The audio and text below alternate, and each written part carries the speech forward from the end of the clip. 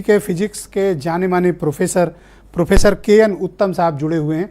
बहुत शुक्रिया सर और बहुत धन्यवाद। आप एक महान विश्वविद्यालय में सर फिजिक्स के प्रोफेसर हैं, तो आप बेहतर बता पाएंगे कि वैश्विक परिदृश्य में ये हमारे लिए कितनी बड़ी उपलब्धि है, भविष्य में इसके क्या नए आयाम स्थापित होंगे, और दूसरा इस अचीवमेंट से भारत को क्या हासिल होगा, और चौथा सवाल कि क्या हम ब्रह्मांड के रहस्य को सुलझाने में कामयाब होंगे। जी नमस्कार। और सबसे पहले आपकी समाचार चैनल के सभी दर्शकों को मेरा प्रणाम। मैं इसमें केंद्रीय विश्वविद्यालय के विभाग से आपके चैनल में भाग ले रहा हूँ। बहुत से सवाल उठाए जा रहे हैं, बहुत सी शंकाओं का समाधान होना चाहिए और हो भी सकता है, लेकिन थोड़ा इंतजार करना होगा। जैसे हमारे विष्णु जी ने कुछ बातें कही, मैं उन्हीं को फिर से दोहराने की हिम्मत कर रहा हूँ और जो तथ्य बातें हैं जरा आपके सामने लाना चाहता हूँ। जी प्लीज। तो उपयोग की बात है, दो तरह के उपयोग तुरंत दिखाई पड़ रहे हैं। एक तात्कालिक, तो लोग कहते हैं क्या मिला, तो आप देख सकते हैं देश भर में कितना बड़ा उल्लास है। दूसरा, इस तात्कालिक उपयोग की क्या क्या बातें हो सकती हैं, क्या क्या हमको मिल सकता है, तो मैं अभी कुछ संक्षेप में बातें करूंगा। इस तात्कालिक में हमको जो प्रौद्योगिकी हमने और जो तकनीकी इस्तेमाल की है चंद्रमा के सॉफ्ट लैंडिंग के लिए, वो हमारी बहुत बड़ी उपलब्धि है। जिसका बाजारीकरण या जिसका मानव जीवन के लिए उपयोग में बाजारीकरण बहुत जल्दी आपके सामने दिखाई पड़ेगा। जी मुझे पूरी उम्मीद है कि अंतरिक्ष क्लब में भारत सम्मिलित है और इस प्रौद्योगिकी का वाणिज्यिक उपयोग आम पब्लिक के सामने आएगा। वाणिज्यिक से आपका तात्पर्य क्या है? लूनार टूरिज्म से? एक ये है, ये आप जो आप बात कर रहे हैं, एक है जैसे डीप नेटवर्क लर्निंग। आपने देखा कि आपको रियल टाइम हर चीज का दिखाई पड़ रहा था। मैं थोड़ा सा हट के बात कर रहा हूं आपसे। तत्कालिक हम किसी कार के अंदर बैठे हुए लोग कितनी स्पीड से क्या क्या कर रहे हैं अगर देखना चाहते हैं, अगर रेल यात्रा में बैठे हुए डिब्बे के अंदर कौन क्या कर रहा है, अगर इसको देखना चाहते हैं, हमें तकनीकी चाहिए। अभी तक इस तरह की तकनीकी का परीक्षण नहीं हुआ था। इस पहली बार डीप लर्निंग नेटवर्क के माध्यम से आपको हर चीज आम आदमी को दिखाया जा रहा है, यानी जो नहीं जानता। तो देखिए, देश की सुरक्षा से संबंधित लॉन्ग टर्म हमारे एप्लीकेशन से शुरू होंगे, हम बात करेंगे उस पर। अभी ये शॉर्ट टर्म गेन हो सकता है। किसी भी समय इस तकनीकी को, इस प्रौद्योगिकी को हम कमर्शियलाइज कर सकते हैं या जनमानस के लिए इसका उपयोग किया जा सकता है।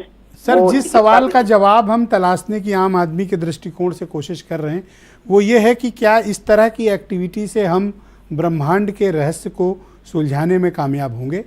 हमारा सवाल चौथा है। हम पहली बात पे आ रहे हैं कि प्रौद्योगिकी के, हमने कहा था कुछ स्कूल होंगे, कुछ स्कूल होते हैं, तत्कालिक हमको क्या मिल सकता है, तो आपने पूछा, मैं उसका जवाब दे रहा हूँ अभी पहले कि अगर चिकित्सा के क्षेत्र में बात करेंगे तो हम चिकित्सा के लिए जिस तरह के उपयोग में ला रहे हैं, इस तरह की जिसको इमेजिंग टेक्नोलॉजी कहते हैं, टेलीमेडिसिन की दुनिया कहते हैं, उसी को हमने बढ़ाया है, उसको टेस्ट किया है पहली बार।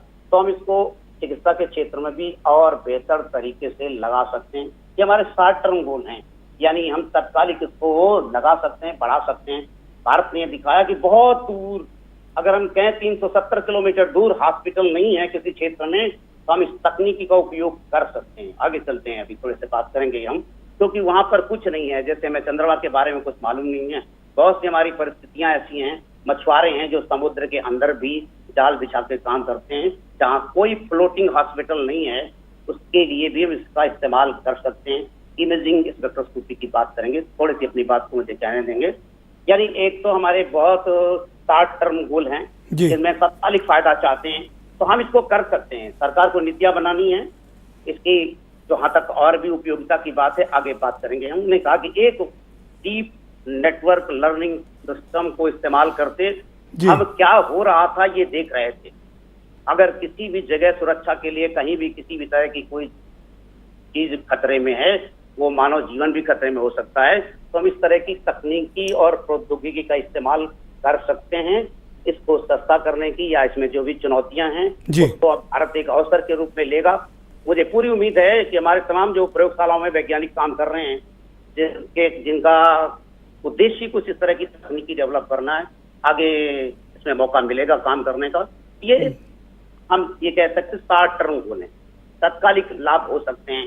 जहाँ तक दूरगामी लाभ की बात कर रहे हैं या आपने ऐतिहासिक परिप्रेक्ष्य की बात की, हमारे जो मित्र थे मिश्र जी ने उन्होंने बात की और मैं भी उसी को कहूंगा कि जो लैंडर से अलग हुआ पार्ट है रोवर या रोवर प्रज्ञान जिसको कह सकते हैं हम, लोअर प्रज्ञान में 3 पेलोड हैं, 3 तरह के उपकरण रखे हुए हैं। एक पहला उपकरण है जो चंद्रमा की सतह की मिट्टी और चट्टानों का अध्ययन करेगा कि ये चट्टानें कैसे बनी, आपने पूछा भी इतनी गहराई की चट्टानें वहां कैसे बनती हैं। तो पहला पेलोड, पहला एक्सपेरिमेंट जो है, पहली मशीनें जो हैं वो इससे संबंधित हैं। पहला पेलोड ये करेगा कि मिट्टी और चट्टानों का निर्माण कैसा है। ये बहुत सी अन्वेषणों में बताया गया कि पृथ्वी में ऐसे ऐसे बनती हैं, तो क्या वो थियरी, वो जो वैज्ञानिक सूत्र हैं वहां लागू होते हैं कि नहीं। दूसरा पेलोड, दूसरा एक्सपेरिमेंट है कि वहां खनिज और रासायनिक पदार्थों के विश्लेषण से संबंधित। और तीसरा जो बहुत महत्वपूर्ण है जिसकी तरफ आप कर रहे हैं कि क्या मानव जीवन के लिए वहां कुछ विशेष तरह के जैविक पदार्थ या जैविक यौगिक पाए जाते हैं या पाए जाएंगे, क्या पृथ्वी के वातावरण से कोई सिमिलरिटी है, समानता है। और चौथा जो आप बात कर रहे हैं कि ऐतिहासिक कालीन जो भी किंवदंतियां हैं या फैक्ट हैं या जो भी मान्यताएं हैं, जो भी सिद्धांत हैं, उनकी पुष्टि हो सकती है क्या। चारों के लिए एक्सपेरिमेंट हैं। जहां तक बात की गई इसमें से मेरा विभाग और खुद में और मेरे और साथी दोनों में काम करते हैं। मैं synchrotron based X ray fluorescence spectroscopy की दुनिया में काम कर रहा हूं और साथ में लेजर इंड्यूस ब्रेकडाउन दोनों में काम लोग कर रहे हैं। हमारा विभाग इसके लिए जाना भी जाता है।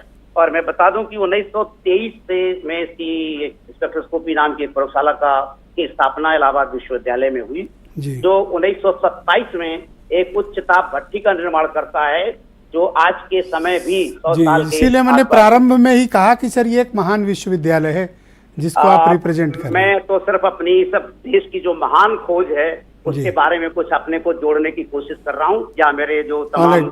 सर शुक्रिया, हमारे साथ बने रहिएगा सर, डिबेट को थोड़ा आगे बढ़ाना है। मैं दूसरे चरण में आपके बाकी विचारों को भी सम्मिलित करूंगा। मेरे साथ प्रोफेसर मनोज